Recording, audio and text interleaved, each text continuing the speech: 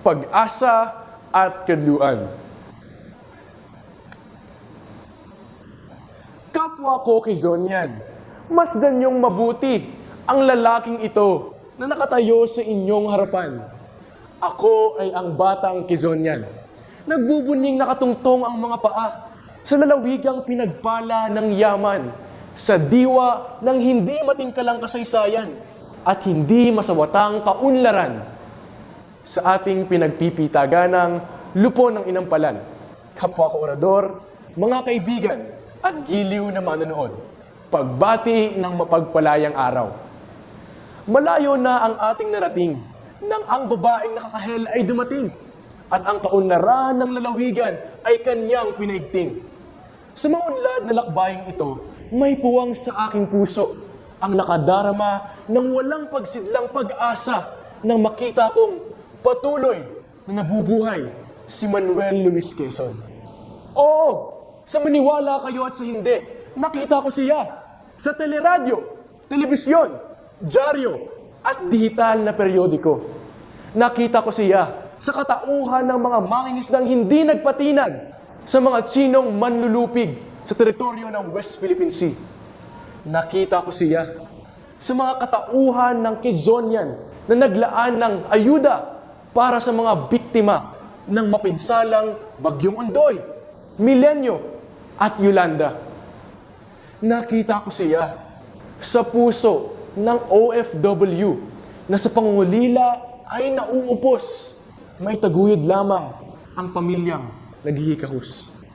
Nakita ko siya sa mga iskolar na sinuklian ang benepisyo na kaloob ng lalawigan sa anyo ng mga inobasyong magtatamasa ang niyugan, masa at bayan. Kita ko siya sa babaeng gobernador na binihisan ang ating lalawigan sa mukha ng muunlad na infrastruktura, transportasyon at pagamutan. Subalit, may mas malaking puwang ang nagpupuyo sa aking damdamin dahil kitang-kita sa nakamulat kong mata kung paanong ang ilan nating mga kababayan ay tinitingnan ang bandila ng Pilipinas na isa lamang piraso ng tela. At ang araw ni Quezon, na isa lamang petsang lilipas matapos ang 24 oras. Nakapanlulumo silang makita, tunay silang masakit sa mata. Silang mga kabataang labis na nagpapaalipin sa kolonyal na mentalidad kung saan itinatatwa ang sariling gawa at niyayakap ang likhang banyaga. Ikinahihiya ang sariling salita, sa halip ay ipinamumutawi ang ibang wika.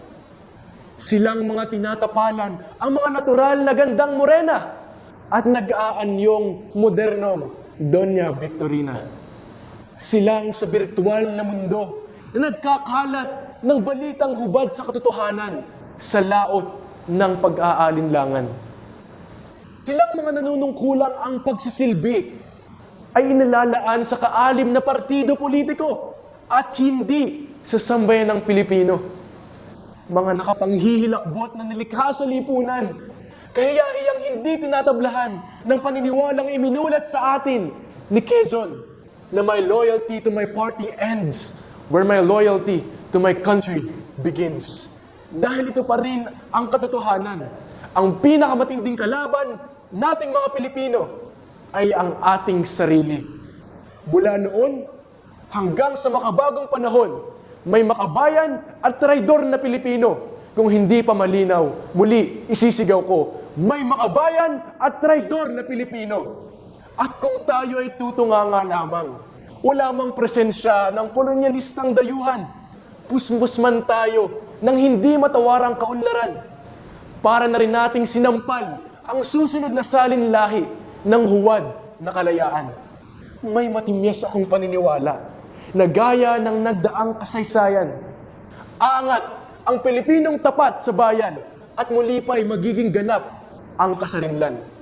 May pag-asa pang makita ang lipunang nagsasabuhay at pagpapayaman sa wika at sa kalayaan kay Quezon at ng kanyang sinimulan. Sa ganitong adhika, ang minamahal nating bayanit Pangulo, sinisiguro ko, makahihimlay ng payapa sa kaharian ng lumikha, sapagkat sa patuloy nating pagsabay sa pagbabago, makakaasa siyang hanggat may ako, hanggat may nabubuhay na Quezonian, hindi na masisiil itong ating bayan.